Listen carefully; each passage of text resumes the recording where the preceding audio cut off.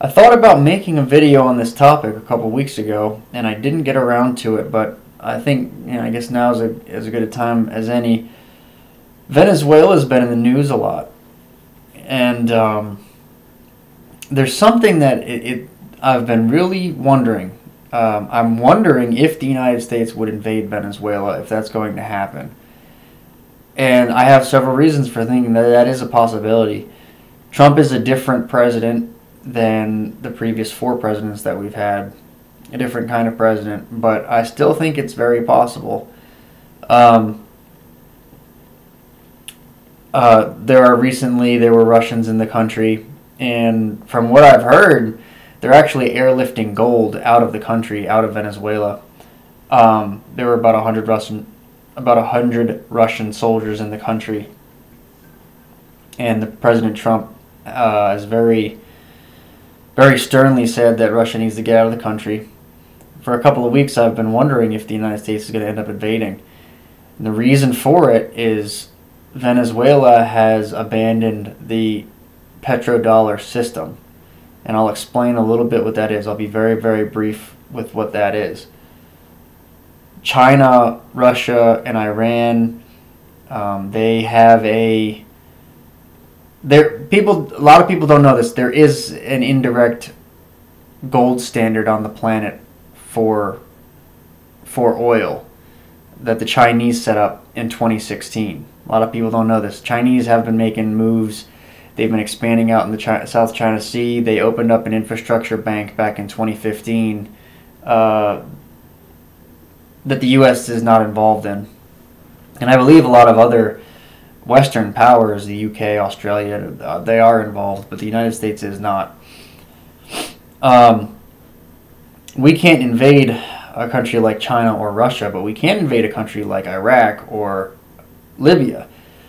Iraq, Saddam Hussein was selling oil in euros, or was attempting to do so. This was not long after the year 2000. Let's just put it that way. So it wasn't long before we invaded. And Libya, Gaddafi wanted to create, I believe, a Pan-African gold standard and circumvent the dollar that way. And that was under the Obama administration, and that did not end well for him. And to this day, that country is in a you can call that country a failed state, from what I understand. Back in 1971, the United States left the gold standard, so U.S. dollars used to be able to redeem U.S. dollars for physical gold. That window was closed in 1971 when Richard Nixon was president. In the 70s, we did experience some significant inflation. People know about the oil crisis and things like that. Henry Kissinger and Richard Nixon, they negotiated a deal with the Saudis that the United States would provide military support for the Saudis. The Saudis would... I'm very tired right now. I had to make this video. The Saudis would only accept dollars for payment for oil payments. So what this did was this created an artificial demand for U.S. dollars. That's part of the reason why, with all the money that's been printed since 2008 in the United States, we haven't experienced hyperinflation in this country. We export a lot of our inflation, but there's an artificial demand for U.S. dollars around the globe. Even though the dollar is not backed by anything physical, you can argue that the United States dollar is backed by the full faith and credit of the United States military. So this is directly related also to what was going on during the Obama administration, which I believe that was one of the most treasonous administrations in U.S. history. Not only were they allowing the Iranians to acquire nuclear capabilities, and they were then selling uranium to the Russians, who were then selling uranium to the Iranians. But President Obama, let me talk about President Obama's veto that was overridden. I believe it was his only veto that was overridden by Congress. The Saudis threatened to dump U.S. treasuries if President Obama did not veto legislation that would allow American families to sue the Saudi government for damages involving 9/11. Well, Obama did veto it, and Congress overrode his veto. Now, the Saudis know exactly what they're doing, and for people who don't understand the geopolitical situation in that region, Iran and Saudi Arabia, they have a rivalry in that region.